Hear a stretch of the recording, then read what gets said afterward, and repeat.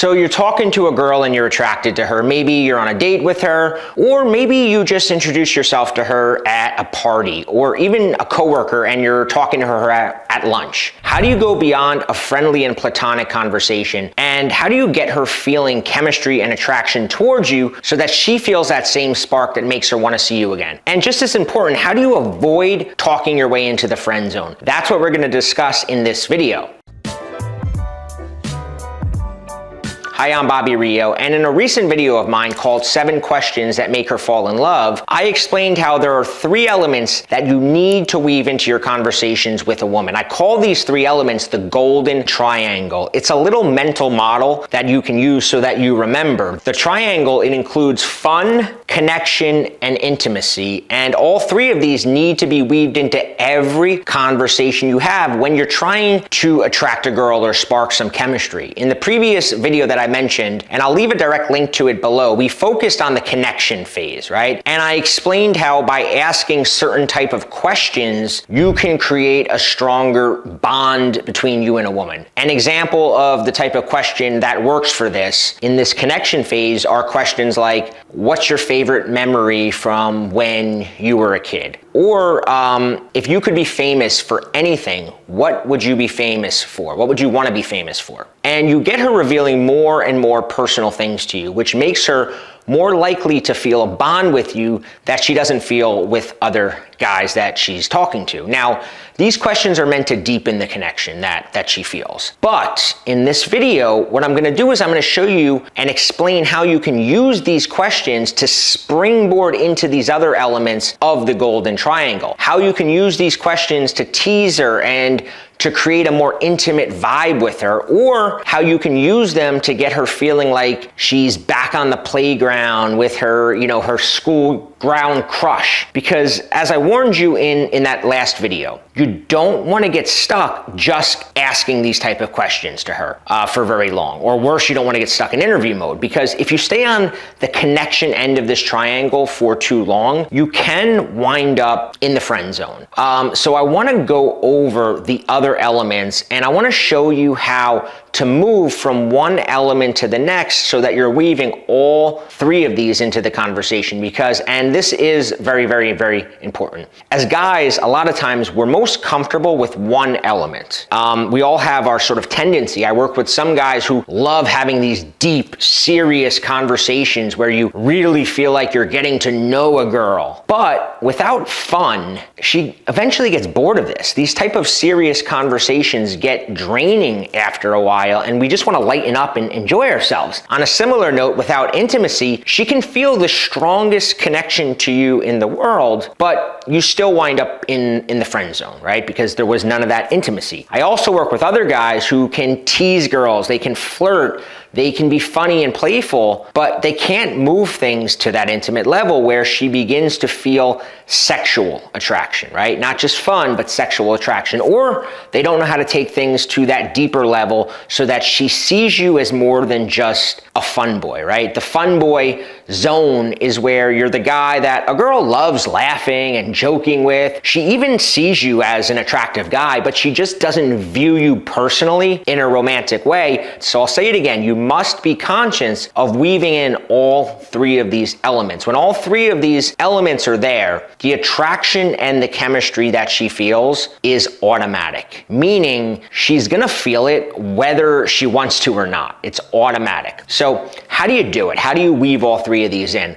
Let's go through some examples of how to do this. So let's start with fun. Fun is sort of a vague word, right? So let's think about what fun is for a girl. Humor is fun, right? That's something that we all instinctively know. We all know that humor is fun. Telling a humorous anecdote, teasing her in a playful way, misinterpreting something that she says, using inside jokes, giving her a nickname. But here's the thing, too many guys think the only way to be fun is through humor, and there's a lot of other things that are fun for girls in a conversation. You don't have to just be humorous, right? Surprise is fun. Saying something unexpected or making a cheeky or impudent comment that catches her off guard, even making some sort of shameless comment. Anytime you surprise a girl in a conversation, it's a bit of fun for her. It gets her paying attention to you a bit more, right? Surprise. Anytime something unexpected happens, it's fun. Curiosity is also fun. So you can use open loops where you give her a bit of information, but you leave her wanting to know more, or making a comment, right? But not explaining what you mean by it. And an example of this is something as simple as when you're talking to her, responding to something she says by saying, "You're such a girl." And when you say this, she's gonna almost always respond with, "What? What do you mean?" And just smirk and then,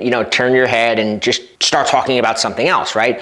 Or look at her for a second like you're thinking about something and go, "Oh, that's who you remind me of." And of course, she's gonna wanna know who, right? And she's gonna say like, "Who?" Just go, "I'm not sure if I should tell you yet. I promise it's not bad, but it's too early to tell you," or whatever, right? Just come up with some reason to delay telling her. It's kind of emotional frustration, but it's the kind that leads her to chasing you. So how do you tie this in with the connection questions that we talked about? Well, one of the questions was, if you could be famous for anything, what would it be? So maybe she says, "I would wanna be a famous country singer." Now you can weave in the fun element by using a technique like a role play. So a role play is where you create an imaginary scenario that you and her can riff on together, right? It's just this fun thing. We did it when we were kids, we do it now. You just go into it with her. If she's got half a brain, she's gonna pick up on what you're doing, and you just start riffing like, "Here's what we're gonna do. We're gonna go to Nashville. Now unfortunately, I can't afford a plane ticket, so we're gonna have to hitchhike there. I may or may not have to pimp you out for gas money. But the good news is we're gonna meet some really crazy people, which is cool because you can write a song about and you can make $1 million. And of course, as your manager, I get 10% minus the gas fee money." Really whatever, right? You're just bullshitting.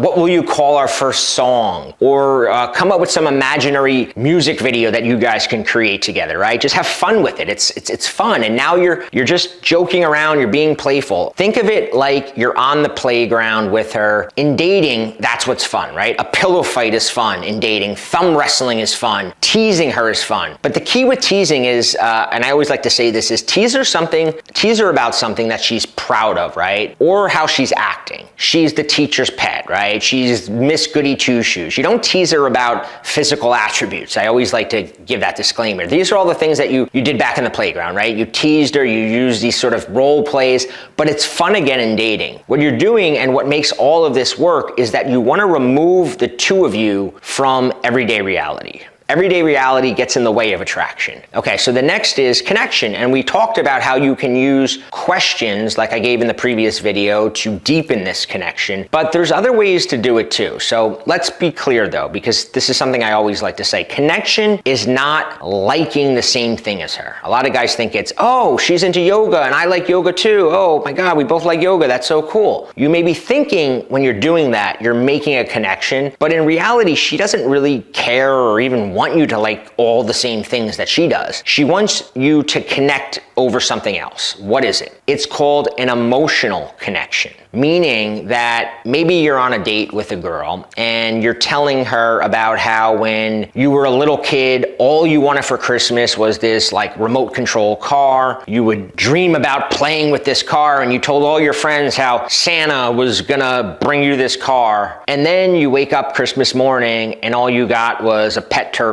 who bit your toe, right? You're sharing that emotion of disappointment, and she can relate to that, right? We've all been there. Even if she's never had the experience of whatever you're talking about, she can put herself in your shoes and see what you were going through, right? That's an emotional connection. And you want to share these emotional experiences together that you can relate to, because that gives her a glimpse of who you are. And that's what connection is all about. It's about sharing an emotional experience and relating over it. So you have connection, you have fun, but now you need what is hardest for a lot of guys, and that's intimacy. Intimacy is what separates this conversation from a conversation that you would have with a casual acquaintance or a friend. It's what adds the spark to the conversation, that little bit of tension, that little bit of sexual tension that you both know, you both go, something's going on here. So how do you bring intimacy into a conversation? Well, You can do it in a variety of ways. You can create intimacy through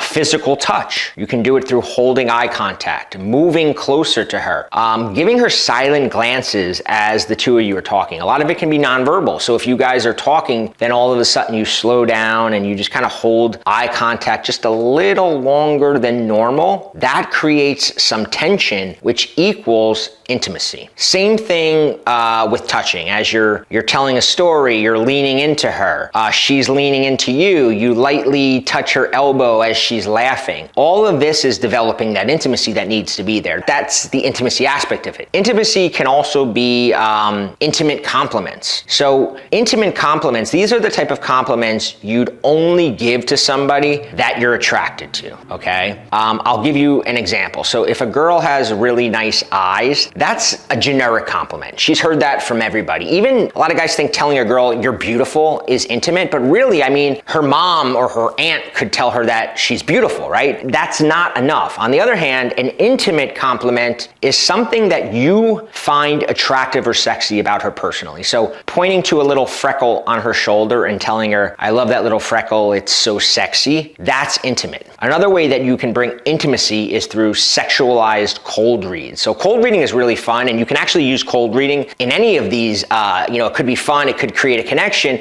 but it also could be intimate when you do something like, I can tell that you totally try to give off a good girl vibe, but you don't have me fooled. You have a wild side. I bet you only let it out though when you're really comfortable with someone. But once it comes out, I can tell that you're the type of girl that whoever you're with, he's in trouble, right? That's bringing intimacy into it. You're framing her in sort of a sexual way. Like I said, the key is you're always rotating it, right? You're not staying in any of these areas for long. Just like if you stay in connection for too long, you risk being seen as, the friendly, harmless guy. If you create a whole bunch of tension with her, right? And then you never release it with some humor, or you never try to go deeper and get to know her a little bit more, you can come off as creepy or like you're just out looking for sex, right? But from my experience with the guys that I personally work with, most guys tend to focus too much on connection and not enough on intimacy, or they wait too long to introduce the intimacy, right?